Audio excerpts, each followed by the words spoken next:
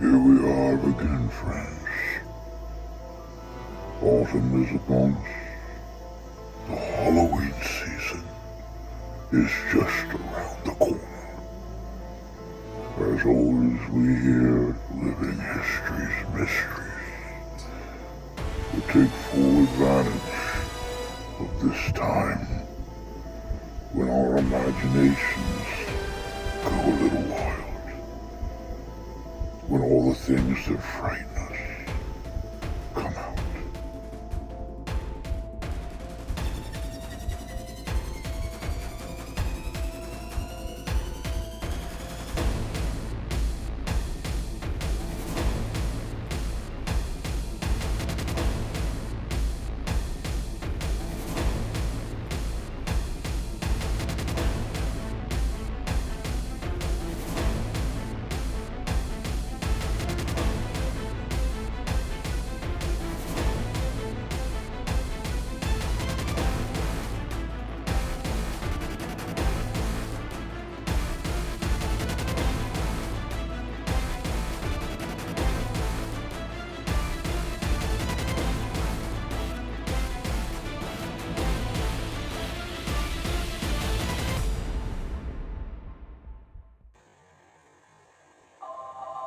Isn't it amazing, the power of our minds to find horror and terror in the mundane, everyday objects we find lying around our houses?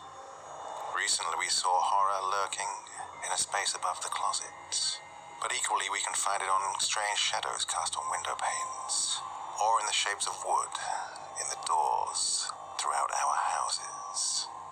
Tonight's tale looks at just such oddities. So, my dear friends, sit back and relax with your favorite drink, because it's time to listen.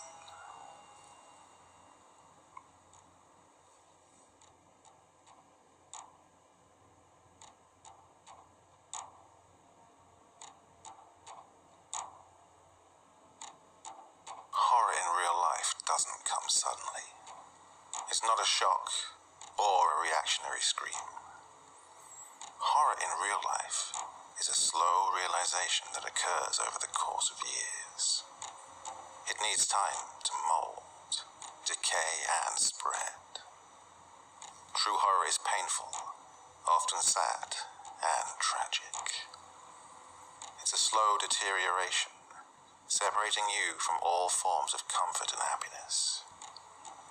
It is this kind of horror that I've felt ever since I learned of my mother's passing. The circumstances of her death did not make things any easier. It wasn't a slow death with time to make amends, adjust, or say goodbye.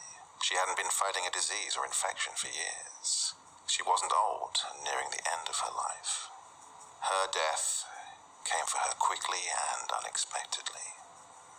My mother, who after divorce and my brothers moving away, had been living alone. She kept herself busy by working for the church and caring for her parents. My last couple of visits home, I'd noticed she seemed more fragile than she should for a woman of her age. She had lost weight and seemed starved for visitors. There was also a look in her eyes that bothered me. They were sleepless, panicked, and broken. It seemed as if she wanted to tell me something, but couldn't. Instead, she would just smile sadly and change the subject. I was told that my brother found her late one night in October, locked in the downstairs bathroom, naked, lying in her own blood, with her wrists sliced open. She was 63 years old. Knowing that suicide is a mortal sin in the Catholic Church, and my mother being a devout Catholic, I couldn't help but wonder if something else was involved in her passing. Not anything scandalous or plotted, but something queer and uncomfortable that had been with me and my thoughts since I was a child. It dealt with our family home and, more particularly, the old wooden doors. It all began with trouble sleeping.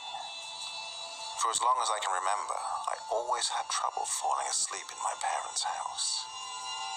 My grandmother told me that as a small child, I was prone to sleep terrors. She would watch me during the day while my parents were at work, and in the evenings when they went out to dinner. She told me that she was watching me the night a bad storm hit our neighborhood. A tornado had been spotted that night, but never touched down. However, the lightning did claim the house's electricity.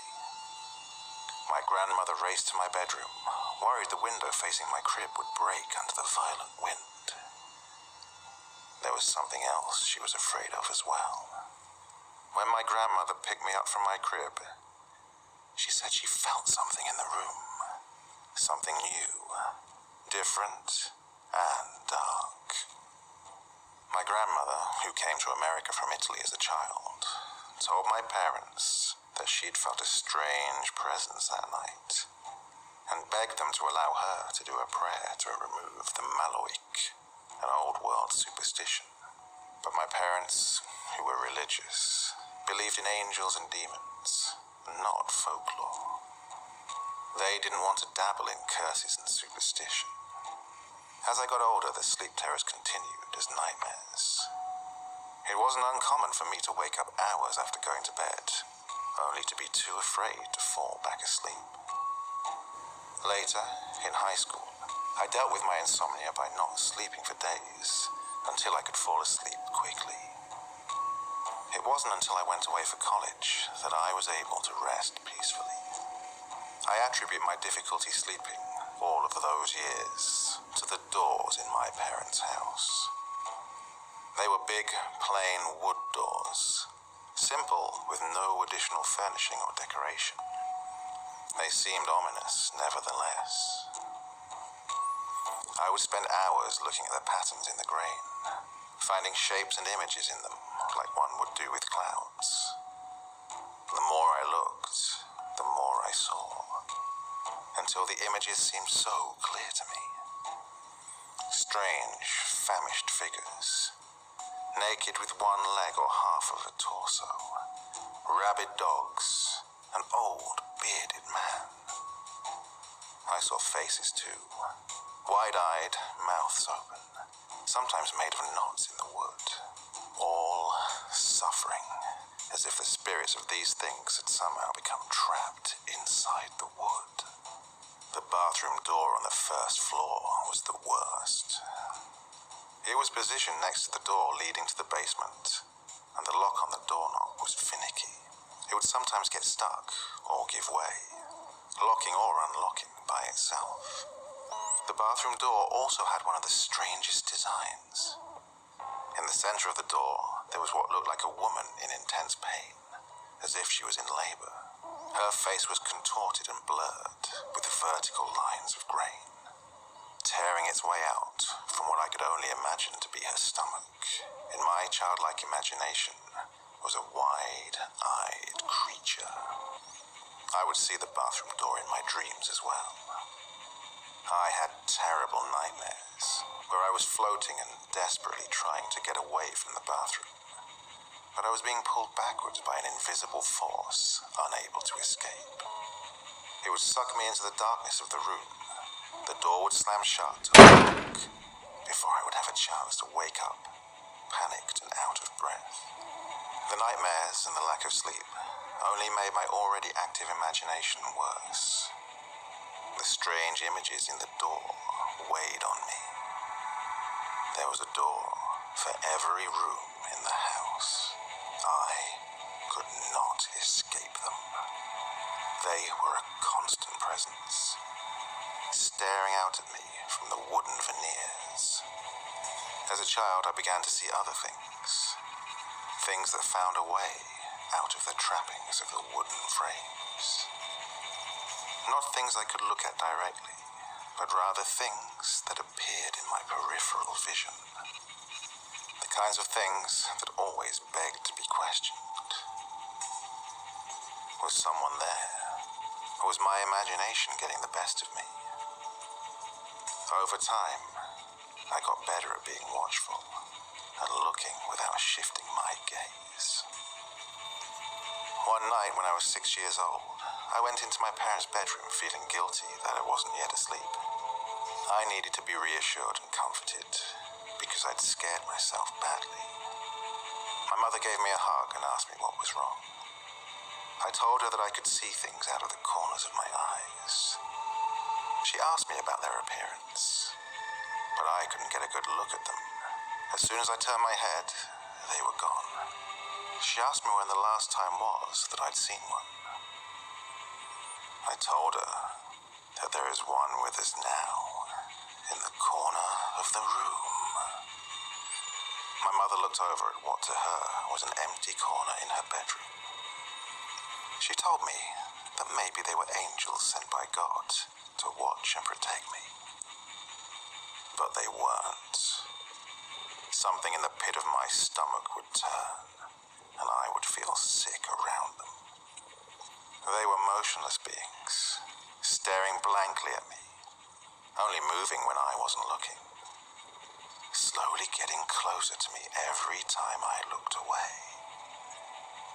I'd first discovered them in my peripheral vision outside my bedroom on the stairs, late at night when I couldn't sleep. I would notice a dark shape peeking over the top stair, eyes glistening where nothing should be. I would try to quickly shift my gaze to refocus on them, but they were always gone. I'd eventually look away and then find them again at my bedroom door, and then even closer at my desk, ever present, just out of sight. I decided that they must be demons, not the red horned demons from cartoons, but something else. They seemed old, as if they were somehow misplaced, out of time. At night, when I'd see them, I would be too afraid to move, or do anything else but stare blankly, not giving them a chance to move in closer. Sometimes I would hear them talk to me in my head. They would tell me to do things like to wait in the corner of the room, or flood my mind with images of strange, exotic places. I would sometimes do what they said, though nothing ever came of it. My mother panicked one afternoon when she couldn't find me. She searched the entire house, eventually finding me in the bedroom closet, facing the wall, where the voices had told me to wait. She was in tears when I told her about the voices. She bought me a rosary and asked if the demons were the reason I was having trouble sleeping. Eventually, my father blessed the house with holy water, room by room, as part of the celebration of the Epiphany, recommended every year by the church. It was after this, when I was still seeing them, that my mother became bothered by my demons and their doors. It began to weigh on her as well. I grew up in a suburb just outside of Cleveland, in a working-class neighborhood predominantly made up of Irish, Italians, and Slovenians, where religion was very much a part of life. My parents were passionately involved in the church as well, and it was through them that I learned to take the sightings I was having very seriously. Instead of denouncing my demons as part of my imagination, my fears were reinforced and their existence confirmed through the power of faith and community.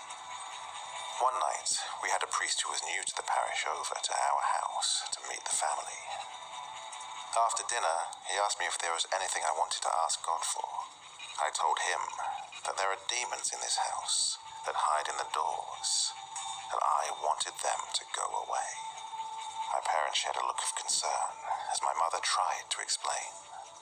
The priest looked at the doors before he left and assured me everything was okay. Later that evening, he spoke with my parents, and something was settled between these adults. A couple of months later, my father did a small home renovation, which included replacing all of the doors with white ones. It was relieving for the doors to finally be gone, and I thought I would now be rid of the strange creatures and be able to sleep. But it was too late. My mother told me that she was having the nightmares now as well. Something about the doors, she would say. As I got older, I read about the possession of objects like the Annabelle doll, and how the Native Americans believed in evil wood spirits called Wakachuna. But I mostly ignored the demons, and I eventually stopped seeing them. Despite my mother's wishes, I no longer went to church, and I refused to talk about religious matters or anything involving the strange things I'd seen and felt in the house. I told myself that the horrors I'd faced as a child were due to my overactive imagination and strict religious upbringing. By the time I left for college, there'd been no talk of doors, demons, or nightmares for a long time. Although I would still occasionally get that sick feeling in my stomach late at night when I was near the downstairs bathroom door. My parents would later divorce, my mum keeping the house and working in the church. I moved away for work to Twin Falls. It wasn't until my dad called to tell me about the circumstances of my mother's passing that I began to wonder if something more had happened to my mother. I made the trip home to find that my childhood neighborhood had been hit hard by the recession. It was now only a faded memory of the town I grew up in. The corner ice cream parlor was now a get-cash-fast lender, and the streets were relatively empty and bleak. Houses were boarded up, and my old high school had closed. Parked at a red light, I watched the traffic lights signal to empty streets. My parents' house even looked different, old and not as well kept as it had been when my father had lived there. The grass had been overrun with weeds, and the siding was dirty. We stood in front of the house that afternoon after the funeral, my brothers, father, and I. My brothers explained to me how my mom had been stressed. Her mood swings had been violent, and her sleeping pattern was erratic. She would go for long periods of time without sleeping, and then fall into a deep sleep for days. My brother told me how, late one evening after work, he'd gone over to our mother's house to check on her. It had been 2 or 3 in the morning by the time he'd arrived and let himself in, finding our mother in the kitchen making breakfast. He told me that she'd become confused throughout the time and had thought it was the morning. He explained that she was trying different medications to help with the insomnia, and the doctors had thought the mood swings and suicide could easily have been a side effect. I told them about how I used to have trouble sleeping in her house and about the demons and the doors. They laughed. They were too young to remember. I told them that I thought I was going to sleep better after Dad had replaced the doors, but it wasn't until college that I really slept well. That's when my dad stopped me and told me that he'd never replaced the doors. He'd just painted them white.